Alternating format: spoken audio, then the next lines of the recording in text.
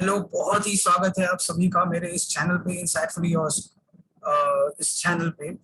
और मुझे उम्मीद है कि आप सब मुझे अच्छे से सुन पा रहे होंगे, जो भी इस वीडियो को देख रहे होंगे जब मैं इसे अपलोड करूंगा।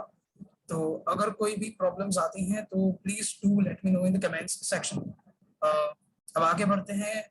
I know I took a really long sabbatical, I took a really long break, but in the meantime I was thinking कि मैं किस तरह से अपने जो कंटेंट है उसको और भी ज्यादा बेहतर कर सकूं और भी ज्यादा अच्छे तरीके से आप लोगों के लिए पेश कर सकूं। और इसीलिए मैंने थोड़ा टाइम जरूर ले लिया है, I know, but now I'll try to keep uploading on a much more shorter interval of time, right? And so now I have decided to go ahead with this. And today's video, जिसमें कि मैं बात करने वाला हूँ, ये देखिए, एक मिनट मैं आपको ये दिखाता हूँ। अकाउंटिंग के बारे में मैं बात करने वाला हूँ। अकाउंटिंग, आज के इस अकाउंटिंग के बारे में जो मैं बात करने वाला हूँ वो है rules of accounting and related concepts there too. क्योंकि इसके पहले भी मैंने एक वीडियो डाला था जो कि था इंट्रोडक्शन टू अकाउंटिंग के ऊपर। तो अब उसी चीज के ऊपर और आगे हम बात करते हैं और थोड़ा सा और डिटेल में जाते हैं कि what exactly accounting is about. ठीक है, तो let's start of. So accounting, जब हम अकाउंटिंग की बात करते हैं तो हमें GAAP के बारे में जानना बहुत जरूरी है। GAAP या gap. So what exactly is gap? Gap का फुल फॉर्म होता है generally accepted accounting principles. Generally accepted accounting principles क्या होते हैं? एक्चुअली वो अकाउंटिंग प्रिंसिपल्स ऐसे बनाए गए हैं जिनके बेसिस पे accounts will be maintained.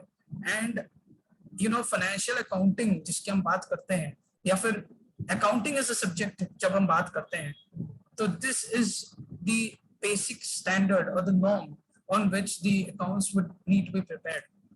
Now, different countries have different gaps. For example, in India, we have the Indian gap. In USA, they are following the United States gap, right? Now, gap, you can say that why different countries are following different gaps. So the very basic answer to this question is क्योंकि different countries have different economic factors in play. They have different business models. They have different reporting requirements. They have different investment opportunities. तो अलग-अलग देशों में अलग-अलग gaps हैं। तो थोड़ा बहुत मिला जुला तो है, बट इन एसेंस जो स्ट्रक्चर रहता है वो तो ऑब्वियसली सिमिलर रहना पड़ेगा। Like you can not change the basics of accounts for any country, right? But depending on the reporting requirements, depending on the economic factors governing the landscape of the business, ऐसी बहुत सारी चीजें होती हैं जिसके कारण जो अकाउंटिंग नीड्स हैं वो डिफर करती हैं। तो इसीलिए अलग अलग कंट्रीज अपने अलग अलग गैप जो है वो इस्तेमाल करती हैं। नाउ इंडियन गैप जो है वो, उसमें क्या आता है? उसमें एक्चुअली स्टैंडर्ड्स आते हैं। Standards in the sense accounting standards. अब अकाउंटिंग स्टैंडर्ड्स भी इंडिया में अभी जो प्रेवलेंट है वो दो तरह के हैं। एक तो नॉर्मली जिन्हें हम अकाउंटिंग स्टैंडर्ड्स कहते हैं, और दूसरा है इंड AS यानी कि इंडियन अकाउंटिंग स्टैंडर्ड्स। अभी दो तरह के दो सेट ऑफ स्टैंडर्ड्स क्यों है? तो पहले थे अकाउंटिंग स्टैंडर्ड्स जो अभी वैलिड हैं, और end AS they are valid for some certain threshold limits for some certain sector of companies. तो AS क्या है? AS is based on GAAP for the Indian GAAP. Accounting standards are based on the Indian generally accepted accounting principles. Ind AS क्या है? Ind AS जो है, that is a converged set of standards. Ind AS are a converged set of standards. Ind AS are converged set of standards जो कि based है IFRS में। जी हाँ, IFRS में। IFRS क्या है? IFRS यानी कि इंटरनेशनल फाइनेंशियल रिपोर्टिंग स्टैंडर्ड्स। इन्हें सेट करता है IASB, which is the International Accounting Standards Board, right? तो ये क्या है? ये एक तरह से एक ऐसे स्टैंडर्ड का फॉर्मुलेशन है जो कि ग्लोबली एक्सेप्टेबल है, जो कि यूनिवर्सल हो जाए। ऐसा कैसे होगा? You know, as I said, the basics have to be there all the time, right? And the basic structure has to be there. So to keep the basic structure same and see that you know, the accounting methodologies are being followed by different countries, but also to ensure comparability of financial statements across, you know, across the borders, irrelevant of which country you are in, because globalization is happening and so rampantly. So that is why IFRS came into play.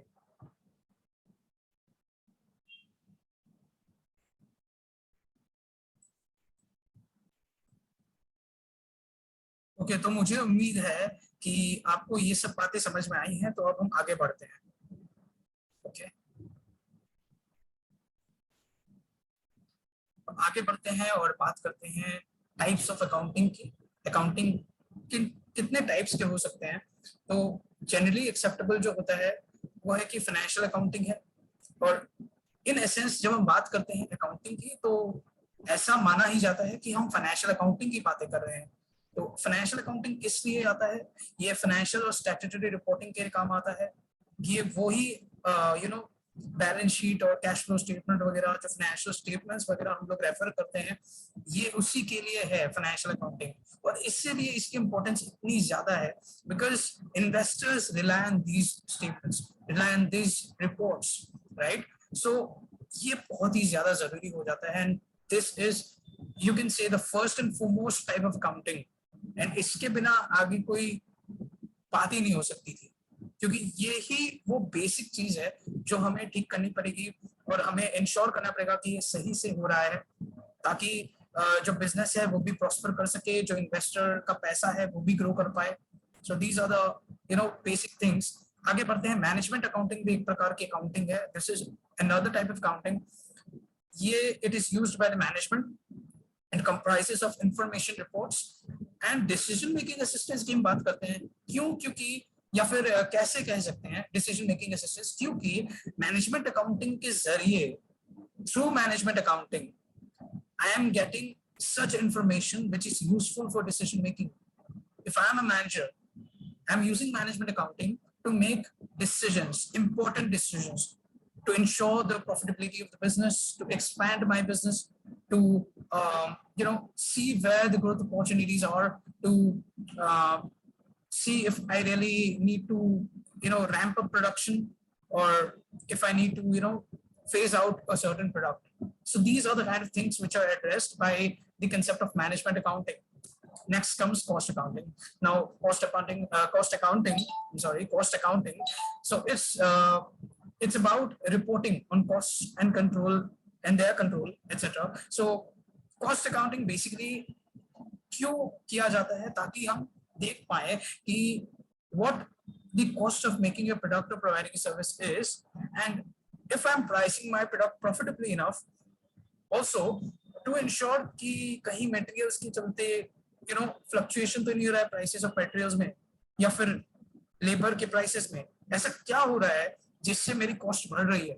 या फिर कभी-कभी ऐसा भी होता है कि मेरी cost मैंने estimate की थी कुछ है, so I have estimated that my cost is going to be some 100 rupees or something, but it came out to be 90 rupees. That is also a situation where I need to, you know, understand that how is that 10 rupees less? Is it because I had made an overestimation or something? So these are the kind of things which are addressed by cost accounting. अब हम और आगे बढ़ते हैं और देखते हैं accounting principles क्या है। अब अकाउंटिंग प्रिंसिपल्स की जरूरत क्यों है? क्योंकि सबसे पहली बात यही है कि हम अकाउंट्स को बोलते हैं या अकाउंटिंग को बोलते हैं the language of business. Accounting is language of business, क्योंकि अकाउंटिंग के जरिए हम समझ सकते हैं what activities the business is undertaking and how profitable those activities are, what is the financial position of the business, the financial performance of the business, okay, what is the cash flow status of the business, what is the shareholding pattern of the business. तो इसीलिए language of the business है, because accounting के जरिए ही हम समझ सकते हैं कि what is what are the nitty gritties of business, जो हम कहते हैं nitty gritty, तो ये हम समझ सकते हैं लैंग्वेज ऑफ बिजनेस, इसीलिए अकाउंटिंग प्रिंसिपल्स को कहा जाता है। तो सबसे पहला जो रूल है वो है कि कोई भी ट्रांजैक्शन हो, कोई भी इवेंट हो, उसे मनी टर्म्स में ही रिकॉर्ड करना है। मतलब कोई एम्प्लॉय की डेथ हो गई है, या फिर कोई एम्प्लॉय की हेल्थ क्या है, या फिर एम्प्लॉय नंबर्स भी हम उतने अच्छे से रिकॉर्ड नहीं कर सकते हैं, क्योंकि हमें मनी टर्म्स में रिकॉर्ड करना है। मतलब कि हम वेजेस पेड या सैलरीज पेड रिकॉर्ड कर सकते हैं, राइट।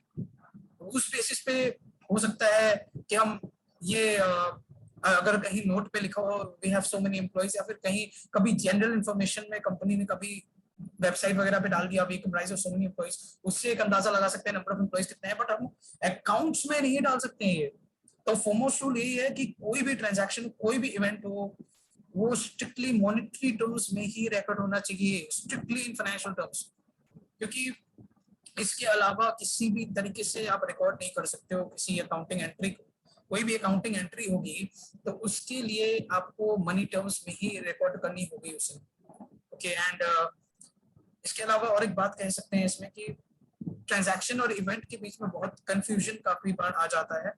तो ट्रांजैक्शन और इवेंट के बीच में जो कंफ्यूजन है वो बहुत ज्यादा नहीं होना चाहिए, क्योंकि ट्रांजैक्शन क्या है, transaction is a one time thing. एक ट्रांजैक्शन हो रहा है मतलब कि व्हाट इज हैपनिंग, फाइनेंशियली क्या हो रहा है, like you are purchasing something, so the transaction is you're paying money for the object which you're purchasing.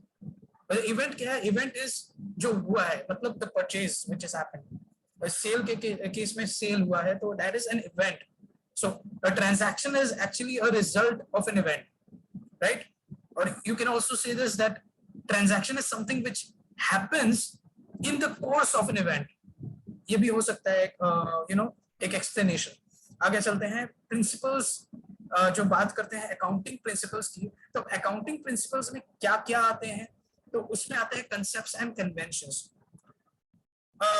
Concepts और कन्वेंशंस क्या है? कंसेप्ट्स और कन्वेंशंस एक्चुअली एक बस नाम का डिफरेंस है, असल में दोनों है सेम चीज, दोनों एक तरह से सेम ही है, बट बस नाम अलग अलग दे दिए हैं। कुछ चीजों को हम कंसेप्ट्स अकाउंटिंग कंसेप्ट्स बोलते हैं, और कुछ चीजों को हम अकाउंटिंग कन्वेंशंस बोलते हैं, बस नाम का डिफरेंस है, अदरवाइज सेम है। बट फिर भी अगर एकदम बेसिक, एकदम डिटेल में जाना है तो ये कह सकते हैं कि कंसेप्ट्स जो हैं, अकाउंटिंग कंसेप्ट्स, वो एकदम बेसिक, एकदम फाउंडेशन है ऑफ अकाउंट्स, एकदम नींव है। और उस बेसिस पे ही, उन कंसेप्ट्स के बेसिस पे ही थोड़े से और रिफाइन करके जो कंसेप्ट्स आए हैं, और ज्यादा सॉलिडिफाई करने के लिए उन्हें हम कन्वेंशंस कह सकते हैं।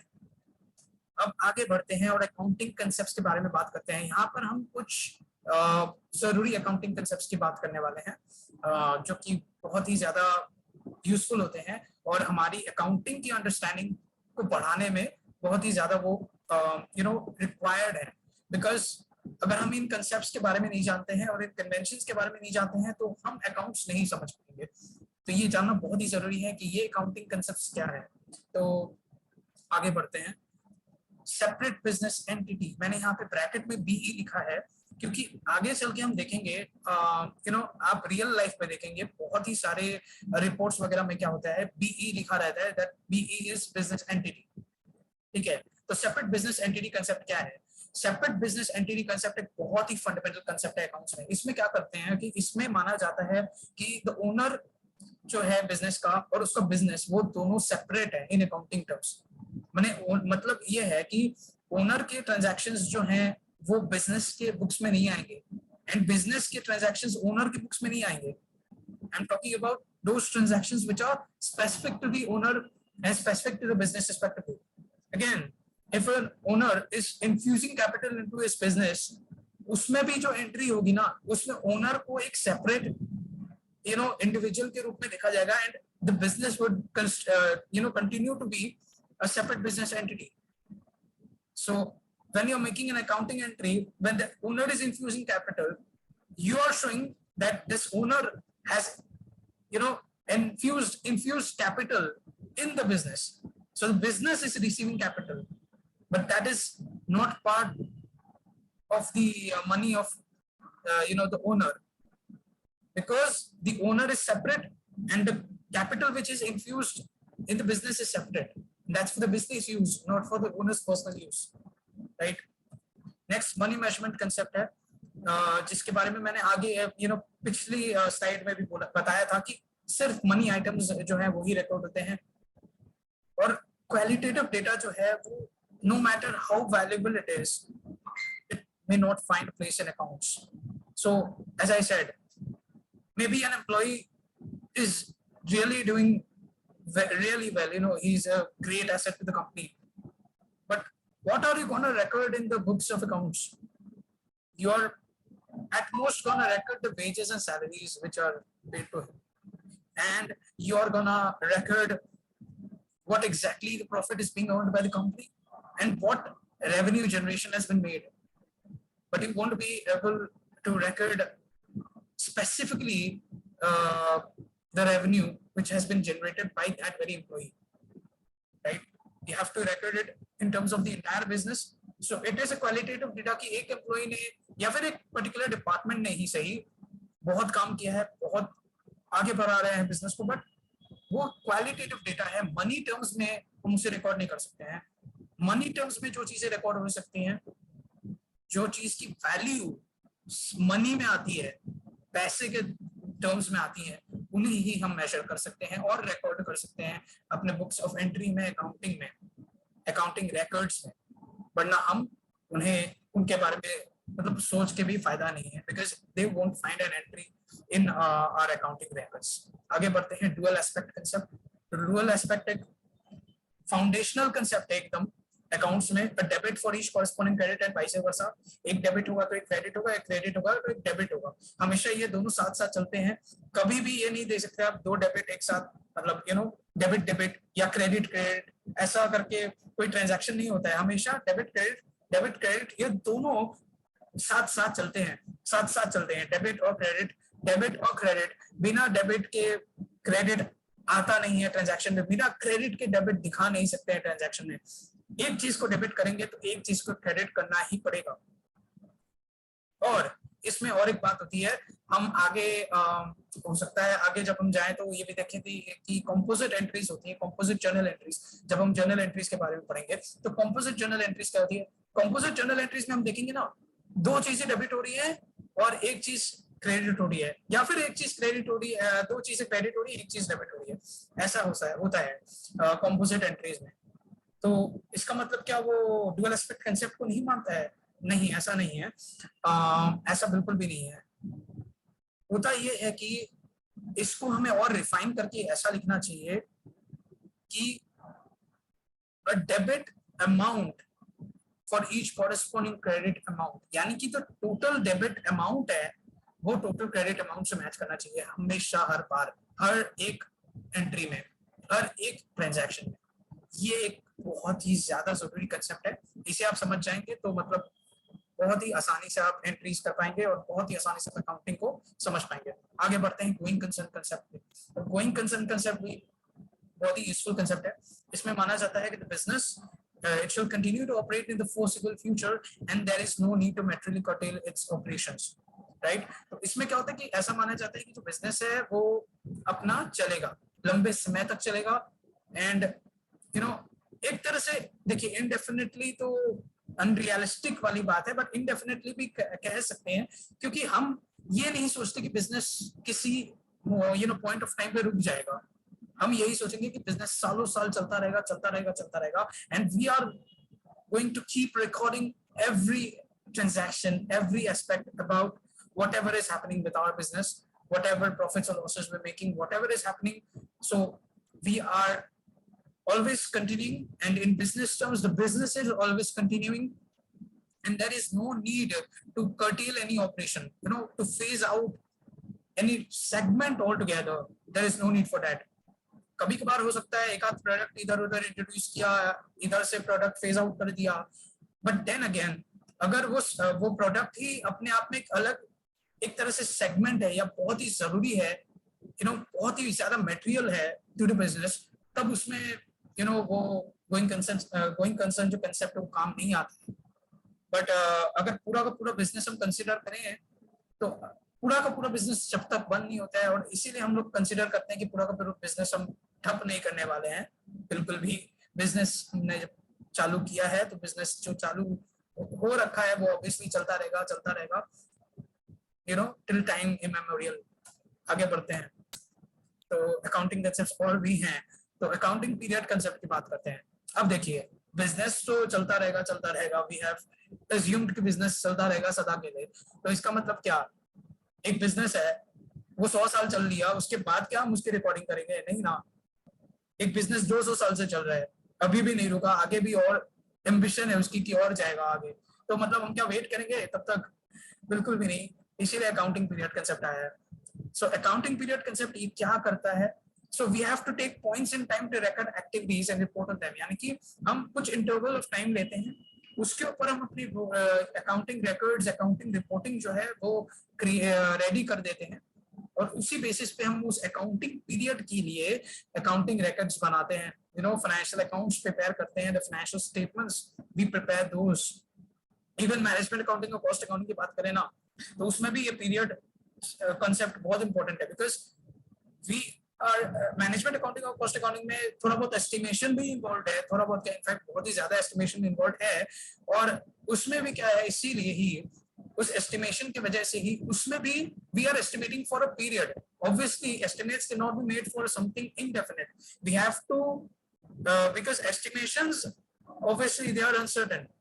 तो एस्टिमेशंस जब अनसर्टेन है, एटलीस्ट कुछ तो सर्टेन होना चाहिए ना कि वो पीरियड क्या चल रहा है। मतलब 1 साल का एस्टिमेट है कि 6 महीने का एस्टिमेट है, कि क्वार्टरली एस्टिमेट है, वो हमें देखना पड़ेगा। और इसीलिए अकाउंटिंग पीरियड कंसेप्ट बहुत इंपॉर्टेंट हो जाता है, क्योंकि we take points in time, जैसे कि कोई ईयरली फाइनेंशियल स्टेटमेंट्स बना दिया, कोई half yearly 6 month accounting statement interim जो फाइनेंशियल स्टेटमेंट्स हो सकते हैं उन्हें बना देते हैं। कभी कभार तो रिक्वायर्ड भी हो जाता है, सेबी मैंडेटेड हो जाता है कभी कभार। some insurance entities they will also require to prepare, so quarterly statements भी आ जाते हैं इसमें। तो that is why accounting period concept is important, so that we can prepare our financial statements for that particular point in time। ठीक है, और उससे हमें समझ में आता है कि बिजनेस इस पर्टिकुलर पॉइंट ऑफ टाइम में क्या कर रहा है और कैसा परफॉर्म कर रहा है। कॉस्ट कंसेप्ट क्या है? तो देखिए, कॉस्ट कंसेप्ट में ऐसा होता है कि we are recording the items at cost, but इसका मतलब ये नहीं कि ओके जिसमें मैंने खरीदा है, suppose I have bought a furniture for 50,000 rupees, and तो सालों साल में उसे 50,000 रुपीज में ही नहीं मतलब रिकॉर्ड कर सकता हूँ। I have to consider depreciation and other aspects as well. तो डेप्रिसिएशन भी अगर 10% डेप्रिसिएशन है तो उसमें और वो मेथड ऑफ डेप्रिसिएशन वगैरह वो सब मुझे कंसिडर करना होगा। तो कॉस्ट कंसेप्ट एक ऐसी बात है कि हाँ ठीक है, फर्स्ट टाइम हमने रिकॉर्ड कर दिया कॉस्ट पे, but yes we have to consider the wear and tear and other aspects as well. और आगे चल के हम लोग देखते हैं जब मटेरियल वैल्यूएशन वाला पार्ट आता है ना, तो मटेरियल वैल्यूएशन में एक नियम है कि रिकॉर्डेड कॉस्ट और नेट रियलाइजेबल वैल्यू। तो उस टाइम पे क्या होता है, whichever is lower, recorded cost और net realisable value whichever is lower, तो उस टाइम में हमको देखना होता है कि मटेरियल को हम लोग कॉस्ट पे नहीं रिकॉर्ड करते अगर कॉस्ट हायर और नेट रियलाइजेबल वैल्यू लोअर है। तो कॉस्ट कंसेप्ट एक ऐसा कंसेप्ट है जो बहुत ज्यादा हार्ड एंड फास्ट रूल नहीं है, बट हाँ इसे माना जाता है और इसे कई ट्रांजैक्शंस में माना जाता है बिकॉज इट इज नेसेसरी। हमें वो कॉस्ट पे दिखाना है क्योंकि हम भी समझ सकते हैं कि उस चीज की अगर कॉस्ट इतनी थी तो हमें आगे चल के कितना प्रॉफिट हो रहा है, and other aspects of that. Matching concept क्या है? तो मैचिंग कंसेप्ट ऐसा है कि अकाउंट्स में हम मैचिंग करते हैं, matching of revenues and expenses. हम ऐसा मानते हैं कि हम कोई रेवेन्यू जनरेट करने के लिए कोई एक्सपेंस इनकर कर रहे हैं। So we are incurring a certain expense to generate a certain revenue. For example, we are purchasing a machinery, that is an expense for us, but then we are purchasing a machinery to manufacture the goods, so that's the revenue for us. The goods will be manufactured and they will be sold in the market. That's how revenue will be generated for us. And these are the very simple concepts or very trivial concepts you can say, for which we need to match the revenues and expenses, क्योंकि ऐसा होता है हम कुछ expense इनकर कर रहे हैं तो उसमें हम कोशिश करते हैं कि कुछ रेवेन्यू उसके अगेंस्ट में हमें मिले, राइट। और कई बार तो ऐसा होता है कि हम रेवेन्यू जनरेट कर लेते हैं और उसी के बेसिस पे भी कभी कभार हमें इनकर करनी पड़ जाती है एक्सपेंसेस। तो ये भी बहुत जरूरी चीजें हैं to keep in mind actual concept. Now ये चीजें जब आते हैं कैश बेसिस पे और एक्चुअल बेसिस पे ये चीजें आती हैं, तो एक्चुअल कंसेप्ट है। एक्चुअल कंसेप्ट क्यों आता है? क्योंकि actual basis of accounting is a very useful basis of accounting, right? And it is a very rational basis of accounting. तो इसीलिए हम accrual concept को मानते हैं। और accrual concept में क्या बोलते हैं कि record when accrued. So we have to record the transaction whenever the accrual is taking place, regardless of the receipt or payment, whatever it is. So regardless of that matter of the fact, whenever we are receiving a particular payment or whether we are paying out, we have to record those entries whenever we are accruing it, whenever they are getting accrued, तो उन्हें हमें record करना पड़ेगा। और finally realisation concept की बात करते हैं। तो रियलाइजेशन कंसेप्ट एक बहुत ही सिंपल बात करता है कि हम तब रेवेन्यू रियलाइज करेंगे जब हम गुड्स को सेल करेंगे या सर्विस को रेंडर कर देंगे, right. whenever we are selling goods or whenever we are rendering the service, that's when we are realizing the revenue. That's the point of time when we are realizing the revenue. So that's all about accounting concepts. अब हम बात कर लेते हैं conventions के बारे में। So accounting conventions के बारे में जब हम बात करते हैं तो convention of materiality बहुत ही important factor है। तो materiality is highly important when recording any transaction. It means how much significant the transaction is, right? कि materiality का मतलब ये है कि जो transaction है वो बिजनेस के टर्म्स में कितना ज्यादा इंपॉर्टेंट है और कितना ज्यादा इंपैक्टफुल है। It depends on judgement in general practice. ये एक बहुत ही जरूरी चीज है when we are considering materiality. Materiality सभी के लिए सेम नहीं होती है। मटेरियलिटी जो है अपनी जजमेंट और जनरल प्रैक्टिस पे, जनरल ट्रेंड्स क्या है उस पे बहुत ज्यादा डिपेंड करती है। इसीलिए तो वन आइटम में भी मटेरियल फॉर कंपनी है बट इमटेरियल फॉर कंपनी भी, यानी कि दो कंपनीज है, कंपनी और कंपनी भी। हो सकता है एक आइटम है जो कंपनी ए के लिए बहुत ही ज्यादा एक मटेरियल ट्रांजैक्शन बन जाता है, लेकिन कंपनी बी के लिए वो इमटेरियल हो जाता है। And it depends on a lot of factors. It may be because of the sales volume. तो हो सकता है there may be 100 rupee transaction. So company A may be incurring that on a daily basis. तो 100 rupees 200 rupees ऐसे करके उसका transaction होता है। तो उसमें वो 100 रुपीज बहुत ही ज्यादा इंपॉर्टेंट है। बट कंपनी भी के लिए हो सकता है 100 रुपीज का ट्रांजैक्शन बहुत ही ज्यादा मटेरियल नहीं हो। क्यों? क्योंकि दैट्स प्लेइंग इन ग्रोस। तो दैट इज समथिंग कि आपकी वॉल्यूम क्या है और जो ट्रांजैक्शन है वो किस आइटम से रिलेटेड है, किस पर्टिकुलर ऑब्जेक्ट से रिलेटेड है। इन सब चीजों को मायने रखते हुए कन्वेंशन ऑफ मटेरियलिटी बहुत ही इंपॉर्टेंट बन जाता है। और मटेरियलिटी, मैं बार बार ये कहता हूँ, मटेरियलिटी जो है वो डिपेंड करती है जजमेंट पे, वो डिपेंड करती है आपके कॉमन सेंस पे, आपके इंट्यूशन पे, आपके जनरल प्रैक्टिस पे, जनरल ट्रेंड्स पे कि किस ऑब्जेक्ट को हम अपने बिजनेस के लिए मटेरियल समझ रहे हैं और किसके लिए किस ऑब्जेक्ट को मटेरियल नहीं समझ रहे हैं, मटेरियल समझ रहे हैं। वो सब बिजनेस करते करते और उसके ऊपर रिकॉर्डिंग करते करते आता है। आगे चलते हैं कन्वेंशन ऑफ कंजर्वेटिज्म के बारे में बात करते हैं। तो कंजर्वेटिज्म, अगेन कंजर्वेटिज्म यानी कि कंजर्वेटिव होना मतलब सेफ चलना।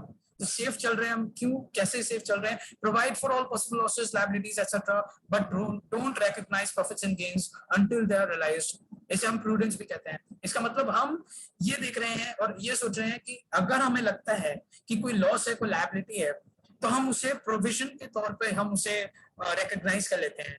बट प्रॉफिट एंड गेन कोई है, जब तक हमें वो प्रॉफिट एंड गेन हो नहीं जाता तब तक हम उसे रिकॉर्ड नहीं करेंगे। ये एक बहुत ही फंडामेंटल और जनरल प्रिंसिपल है या कन्वेंशन है अकाउंट्स के मैटर में। तो ये इसे कंसिडर करना बहुत ही ज्यादा जरूरी हो जाता है और इसे समझना बहुत ज्यादा जरूरी हो जाता है।